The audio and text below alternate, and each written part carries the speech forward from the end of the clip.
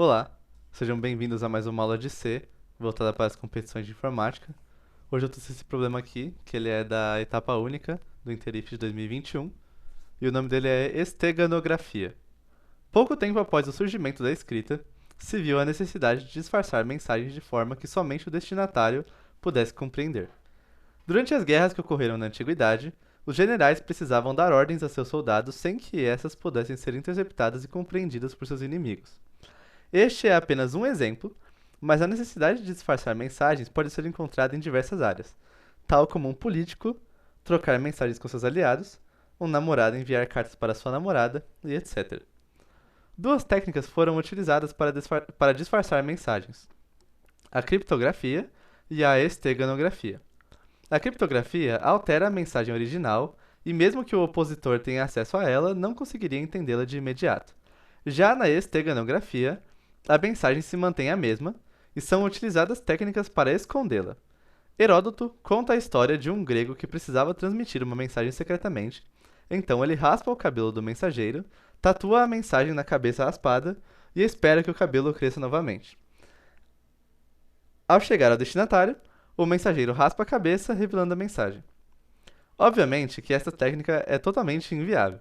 Com o advento dos computadores e algoritmos modernos, várias técnicas foram criadas, que permitiram esconder textos em arquivos com outra finalidade, tal como esconder textos em arquivos de imagem, áudio, vídeo, etc. Em 1605, Francis Bacon criou um método de esteganografia conhecido como Código de Bacon, em que utiliza um texto falso para injetar uma mensagem. Nesta técnica, cada letra da mensagem é substituída por um conjunto de 5 caracteres binários, que pode ser A e B. Então, uma coisa, eu não vou ler essa tabela inteira, né? Mas uma coisa para se atentar, se vocês forem só reparar. Ai, nossa, não dá. Não vai ficar bom dar zoom no Google Docs. Mas uma coisa que é bom você atentar nessa tabela é o seguinte, ó. Do A pro B pro C, né? O que a gente tem aqui? A letra A, ela é caracterizada por 5 As. Aí o B são 4 As seguido de um B. O C é 3 As, um B e um A. Aí o D são 3 As e 2 Bs, né? Essas sequências elas não são aleatórias. Como ele fala aqui, conjunto de 5 caracteres binários, né? Então essa progressão do A pro B até o Z é como se fosse um número binário, só que representado com letras do alfabeto, né? Então no caso, imagina que o A é um zero e o B é um 1. Aí os 5 As é zero. Aí esse B aqui tá no bit que representa um. Esse B aqui tá, né, no bit que representa o 2. Aí esses dois Bs aqui estão no bit do um e do 2, então isso aqui é o número 3, que no caso seria o D, né? Só é importante essa constatação por causa que isso vai ser importante no restante do enunciado. Imaginem que esse A e B nada mais é do que números binários. Se a gente tiver isso em mente, a gente pode pular essa parte de A, B, B no nosso código. Desta forma, substituímos o A da mensagem por 5 As e um B por 4 As e um B. E assim sucessivamente. Por exemplo, se desejamos esconder a palavra IFSP, ficaria assim: mensagem original IFSP. Mensagem cifrada. O I vira A, B, A, A. O F vira A, B, A, B. S, B, A, B, A. E P vira A, B, B, B, B.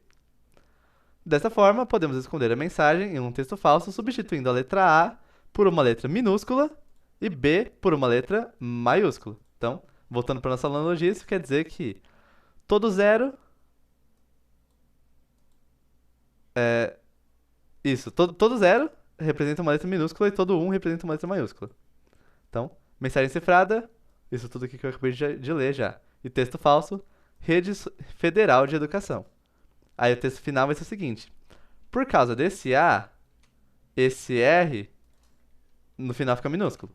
Aí por causa desse B, esse E fica maiúsculo. Esse A pega esse D e faz ele minúsculo. Esse A pega esse E e faz ele minúsculo. Aí esse próximo A aqui, ó, ele desconsidera a barra de espaço. Ele já vai pro F e transforma ele em minúsculo. Isso é importante também. As barras de espaço, no nosso texto final, elas são desconsideradas na hora de montar os bytes de cada letra. O destinatário quer receber a mensagem, deve transformar cada letra minúscula na letra A e cada letra maiúscula na letra B e separar em grupos de 5 letras, utilizando a tabela do código de Bacon para transformar cada grupo de letras com A e B em uma letra e terá a mensagem original. Esse método foi criado em 1605, quando não existia computadores e as conversões eram feitas de forma manual. Além disso, utilizando blocos binários com 5 caracteres, só seria possível representar 32 símbolos diferentes, o que seria impossível de representar as letras maiúsculas e minúsculas, os números, os caracteres especiais, etc. Atualmente, os computadores já possuem um código para cada letra do alfabeto, maiúsculas e minúsculas, números e outros caracteres, conhecida como a tabela ASCII, que a gente nas nossas aulas de C já estamos muito familiarizados com ela, né? E para representá-la são utilizados 8 bits que permitem a representação de 256 símbolos diferentes. Por exemplo, aí essa lista aqui não é tão importante, né? Mas o A maiúsculo a gente já sabe que é o 65, o A minúsculo é o 97, o 0 é o 48 e aí todo o resto a gente pode derivar só do começo dessas listas, né? Utilizando o código ASCII em binário de cada caractere, podemos adaptar o código de Bacon para inserir mensagens secretas em textos falsos. Bob recebeu uma mensagem de Alice escondida dentro de um texto falso inserido através dessa adaptação do código de Bacon e está com dificuldade para obtê-la. Faça um programa que receba um texto e obtenha a mensagem secreta. A entrada do programa é um texto com até 2.500 caracteres e a saída deve ser a mensagem secreta. Bom, então, diversas coisas pra gente processar sobre esse enunciado que é bem parrudão, né? Primeira coisa, esse código de Bacon, entre aspas, do nosso código, do nosso script, né? Pra não ficar muito redundante, ele não vai usar essa tabela aqui, no código de Bacon. Essa tabela aqui, ela usa conjuntos de bits que são de tamanho 5. E a gente precisa usar a tabela ASCII mesmo. Então, a gente vai juntar os bits que a gente vai receber de 8 em 8 para converter de volta para o símbolo que eles representam. Essa é a primeira coisa que a gente precisa perceber. Outra coisa também, e aí aqui eu não vou ler essa entrada inteira, né? Mas é bom a gente entender uma coisa sobre ela, que é a partir desse ponto aqui, ó. A área de informática dos campi dos do Instituto Federal de São Paulo, técnicos e superiores, não tem mais mensagem aqui. No caso, não sei se acaba exatamente na palavra área, né? Pode ser que acabe, tipo, por aqui, no informática pra frente. Mas a partir do momento onde fica tudo minúsculo, acabou a mensagem. Então essa é outra coisa também importante pra gente perceber, que é o seguinte, não necessariamente a mensagem inteira, não necessariamente a cifra inteira, ela tá fazendo parte da mensagem. Às vezes é só uma parte da cifra e o resto a gente tem que ignorar. Por último, o que é importante a gente perceber, que eu já comentei, é o fato de que espaços em branco são ignorados na hora que a gente estiver agrupando os bits. E aí isso influencia também tanto na nossa lógica quanto na hora que a gente vai receber a entrada, né? Então vamos começar resolvendo. Para receber essa entrada, a gente vai ter a cifra, que vai ser um conjunto de caracteres de até 2.500 caracteres. Então, eu vou alocar 2.501 bytes, por causa que precisa ter espaço para o terminador nulo. E aí, como essa entrada pode ter espaços em branco, eu vou receber ela usando a função fgetS, que recebe 3 parâmetros. A variável, que eu vou guardar, o array, que eu vou guardar os caracteres que eu estou lendo, o número máximo de caracteres que eu vou ler, que é sempre o tamanho do array que eu estou guardando, porque aí eu garanto que eu nunca vou ler a mais e fazer um buffer overflow. E por último, é o arquivo de onde eu quero ler os meus dados. Conta como um arquivo o stdin, que no caso do meu computador vai ser o terminal, quando eu estiver interagindo com o programa. E qualquer que seja o stdin do robozinho do Interif, é sempre por lá que ele alimenta a entrada pro nosso programa.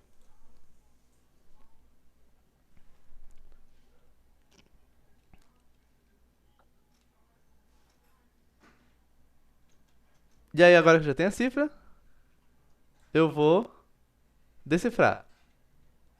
Vou descobrir qual que é a mensagem. Para isso, eu vou declarar um, um array aqui, uma string, que vai ser a minha mensagem, já decifrada. Qual que é o tamanho dela? Bom, a gente pode dizer que o tamanho dela é 2501, né? Só para ter absolutamente certeza que qualquer mensagem possível que seja cifrada vai caber nesse array de baixo aqui. Mas a gente não precisa de tudo isso, né? Porque se cada 8 bits cada 8 caracteres, no mínimo, da minha cifra representam uma letra da minha mensagem. E às vezes pode ser mais, porque tudo que for espaço em branco, número e caractere especial eu vou desconsiderar. O número real, o tamanho real máximo da minha mensagem, ele é bem menor, né? Eu fiz essa divisão de 2500 por 8, deu 312 por aí. Então, eu vou declarar esse array com um tamanho de 313. Porque caso a minha mensagem realmente tenha tamanho 312, ainda sobra ainda um caractere pro terminador nulo. Além disso, eu vou, para saber, quando eu estiver guardando as minhas listas decifradas na minha mensagem, onde que eu tenho que escrever a próxima, eu vou contar quantas letras eu já decifrei. Começando com 0. Aí eu vou ter um contador também, que vai ser qual é o bit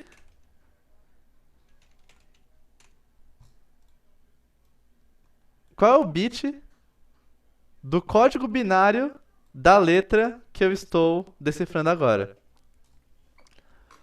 Como eu vou ler essa mensagem corrida da esquerda para a direita, então eu vou começar do bit mais significativo e aí eu vou descer até o menos significativo. Ou seja, esse bit atual aqui ele vai começar como sendo 7, que é o mais significativo, num byte. Vai descer até o bit 0, o bit de 2 elevado a 0, né? E aí quando eu chegar na próxima letra, ele vai voltar a valer 7. E aí, além do bit atual, eu também vou ter, então,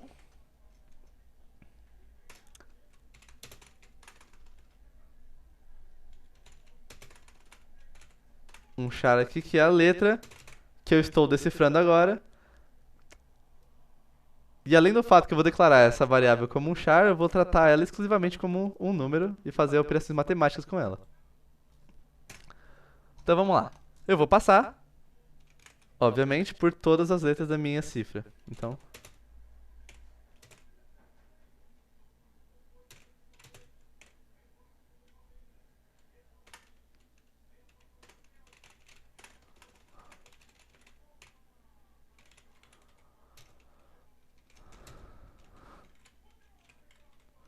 enquanto eu não bater no terminador nulo, eu vou ficar incrementando essa variável i aqui, que vai loopar por todos os caracteres da minha cifra.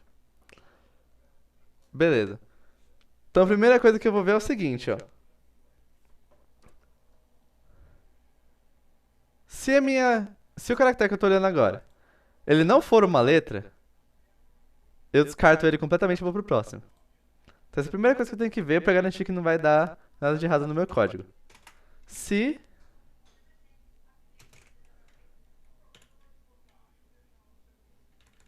vou declarar aqui, char,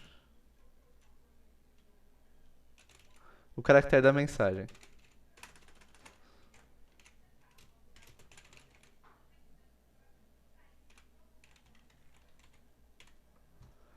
Daqui pra cá o tamanho, a quantidade de caracteres nem diminui tanto, né? Então se esse caractere que eu tô olhando agora, ele não for uma letra do alfabeto, como é que eu sei que ele não é uma letra do alfabeto? Se o valor dele na tabela ASCII não tiver entre o A e o Z, ele tá fora do alfabeto. Porque o alfabeto ele aparece sequencialmente na tabela ASCII. Então, se não for verdade que o caractere A está antes ou é a minha, o meu caractere,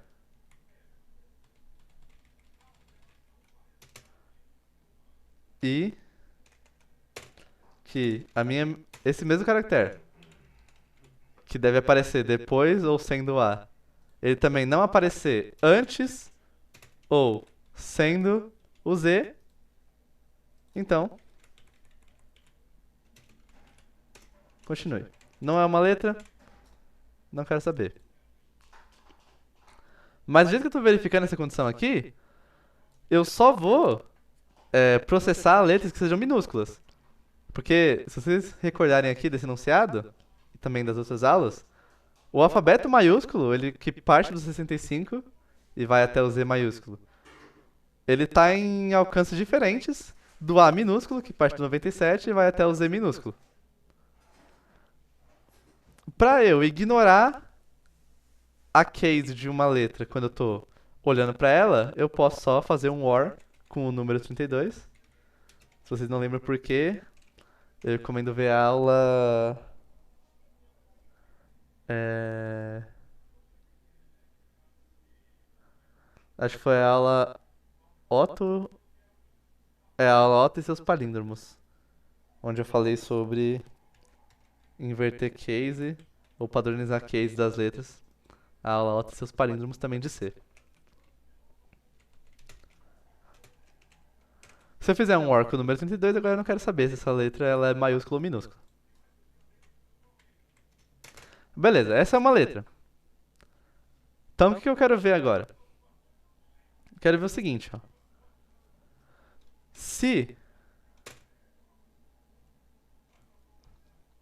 o meu bit atual ele for igual a -1, e por que ele seria, né? Eu vou falar isso mais pra frente. Mas se ele for -1, do jeito que eu vou estruturar o restante da lógica, isso pra mim quer dizer que eu já li uma letra inteira. Por quê? Eu li o bit 7, aí eu decrementei de bit, agora eu vou ler o bit 6. Aí eu li o 6, decrementei e li o 5. Quando o bit atual valer -1 é porque eu já li até o bit 0, então eu li uma letra inteira. Se eu li uma letra inteira, eu vou ver o seguinte, ó. Como pode ser que a mensagem acabe antes da cifra? Pode ser que letra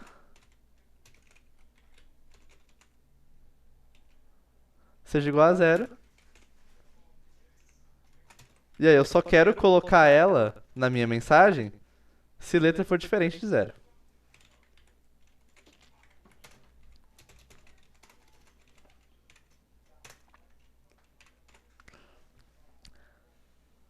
Aí beleza. Se eu coloquei essa letra na minha mensagem, então eu vou incrementar meu letras decifradas, porque eu achei uma letra nova. E aí, independentemente de esses 8 bits que eu li formarem uma letra ou não, eu quero voltar bit atual para 7. Quero voltar para o início da cadeia de bits, porque agora eu vou ler os próximos 8 e determinar a próxima letra. Então, independentemente disso aqui, eu vou voltar bit atual para 7. E eu vou voltar a letra para 0 para continuar lendo de 8 em 8 bits. Beleza. O caso onde bit atual é -1 já está sendo considerado. E agora, qual é a lógica que resultaria em bit atual dando em -1, né? A lógica é a seguinte, ó. Eu vou, sabendo que mensagem I é uma letra, porque passou por essa condição aqui, vou determinar se essa letra é maiúscula ou minúscula. E aí pensa comigo, né? Operações inversas. Se quando eu faço a letra ou 32, or 32, eu estou desconsiderando se essa letra é maiúscula ou minúscula, fazendo a operação contrária, né? Então fazendo um AND 32, eu tô dando ênfase pro fato de ela ser maiúscula ou minúscula. Do mesmo jeito que o mais é o inverso de menos, quando a gente está falando de lógica matemática, o ou, ele é quase... não é exatamente o inverso de or, né? Mas para esse caso aqui, o or ele serve como o inverso de end. Onde se aqui eu estou desconsiderando o fato de a letra ser maiúscula ou minúscula, fazer o caractere da mensagem end 32, eu estou dando ênfase pro fato dela ser maiúscula ou minúscula. Por quê? O único bit desse número aqui que está setado é o da posição 22, é o da posição 32. Então, o único bit que vai restar da mensagem é o da casa 32, né? Que vai ser sempre 0 se a letra for minúscula e vai ser sempre 1 se a letra for maiúscula. É isso? Não, é o contrário. Não, é isso mesmo. É, vai ser sempre 0 se a letra for maiúscula e vai ser sempre 1 se a letra for minúscula. Vou até colocar isso no meu código para ficar mais legível. Então, se a letra for maiúscula, o que vai sobrar dessa operação aqui é 0. Aí eu vou fazer o seguinte, ó.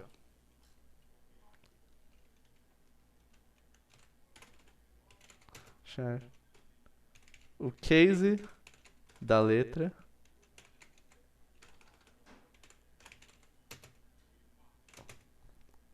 o case do char, que eu tô olhando agora. Ele vai ser isso. Aí eu vou ver o seguinte, ó. Se essa letra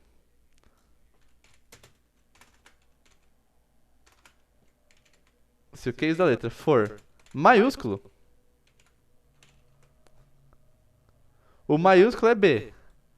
E o B, nessa tabela, significa 1.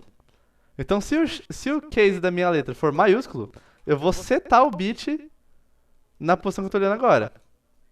Para setar um bit, é só eu somar 2 elevado à posição daquele bit na minha letra, né? Então, letra, vou incrementar 2 elevado ao meu bit. Como é que eu faço a operação de potência? A função de fazer potência, ela está definida no cabeçalho math.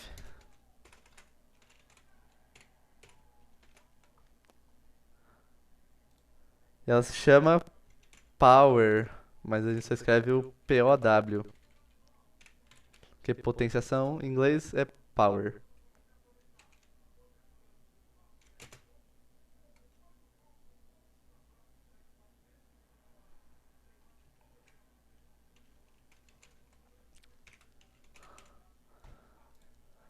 Eu vou incrementar 2 elevado ao bit que eu quero setar. E é especificamente aquele bit só que eu vou setar na minha letra. Como eu já tratei aquele bit, independentemente de eu ter setado ele ou não, eu vou pro próximo. Então eu vou decrementar de bit atual. E é por causa dessa linha de código aqui que eventualmente bit atual vai começar a valer menos 1. E quando isso acontecer, eu sei que eu li uma letra inteira.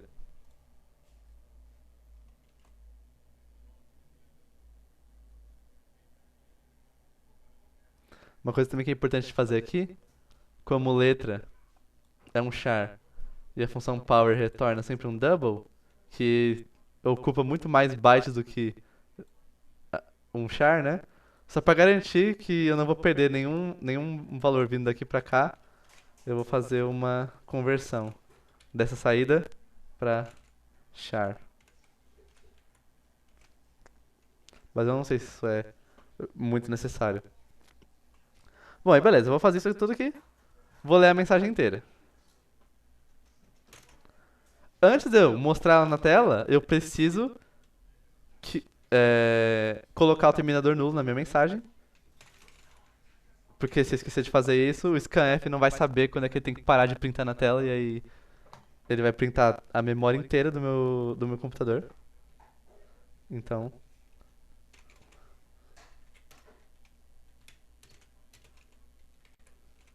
colocando o terminador nulo na mensagem. Aí agora que eu fiz isso, eu posso fazer printf, mostrar a mensagem que eu já decifrei. E lembrando de toda saída termina com um contra barra N.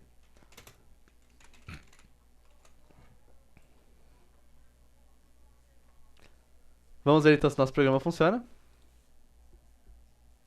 Se tiver algum erro, não vou me surpreender, por causa que a gente tá fazendo aritmética binária e isso é um assunto bem difícil.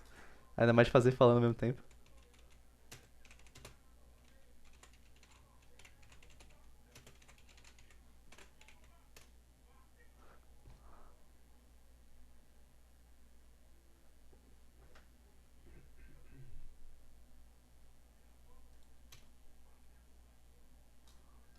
Size é com I, né? É, size é com I. Errei. Outra coisa também que eu esqueci nessa linha é de fazer uma linkagem com. Linkar com math. Então esse menos L é de link, aí o M que tá depois é math. Agora sim nosso código rodou. Trade. Ponto. Deixa eu ver. Aí o que acontece? Apertar Enter aqui, colocar um caractere de nova linha, significa o final da entrada, né? Mas do jeito que essa entrada tá formatada no PDF, daqui pra cá tem uma quebra de linha, né? Então eu vou copiar essa entrada aqui de um TXT que eu já arrumei a formatação. Um momento.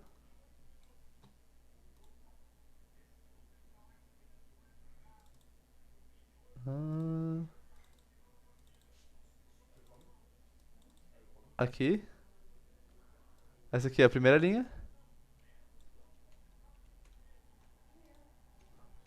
Essa aqui é a primeira entrada, não mudei nada. Só arrumei a formatação pra tirar essas quebras de linha que tem antes do verdadeiro final da entrada, né? Opa. Mensagem não é nada? Como assim?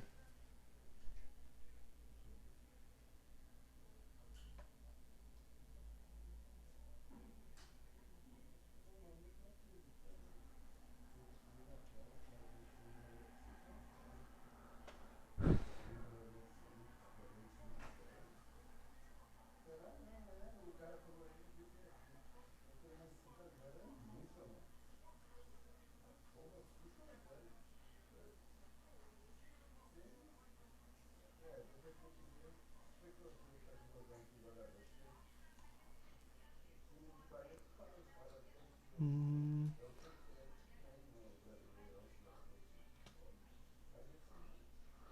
Bom, se a mensagem não é nada, então eu imagino que o erro seja o fato de que eu estou pulando. Ou estou pulando todos os caracteres, ou toda vez que eu estou calculando letra, o valor dela está dando zero. Vou avaliar aqui qual desses dois casos que seria. Bom, o erro aqui, na verdade, não era nenhuma das duas coisas, né? Na verdade, nesse for aqui, onde eu tô passando por todos os caracteres do array mensagem, na verdade, mensagem é o que eu ainda estou decodificando, né? Então, tanto aqui no for quanto nessa condição de baixo, o que eu tô olhando é pra cifra. O caractere que está na cifra, né? Aqui também eu quero ver a case do caractere que está na cifra para determinar qual vai ser o bit que vai, aí sim, para minha mensagem. Outra coisa também que eu acabei reparando que eu tive que mudar foi que eu declarei esse pontador i como um int, e isso como um char, na verdade, eu tinha declarado como um char, tava assim. E isso não é a fonte de erro desse caso de teste, que eu acho que aqui não tem 255 caracteres provavelmente. Mas como o limite de caracteres é até 2500, se você usar esse char, esse i como um char, ele vai até um limite de 255, depois ele vai voltar para zero, e ele vai dar um erro por causa que seu computador ele não vai conseguir incrementar até a verdadeira quantidade de caracteres, né? Então, tinha duas coisas para mudar nessa lógica aqui. O contador i, ele precisa ser um int por causa do valor máximo que ele precisa conseguir alcançar. E também, o que eu quero passar é por todos os caracteres da minha cifra e aí analisar a case de cada caractere na cifra para determinar qual vai ser a letra na mensagem. Feitas as devidas correções, Vamos ver se agora nosso código funciona, eu creio que sim. Opa.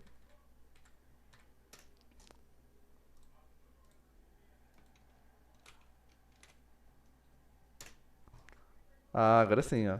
Encontra amanhã naquele local. A saída está correta. Esse aqui não precisa pegar o TXT arrumado porque é só uma linha. Então, olá, a saída está correta. Aí, esse último caso de teste também precisa arrumar.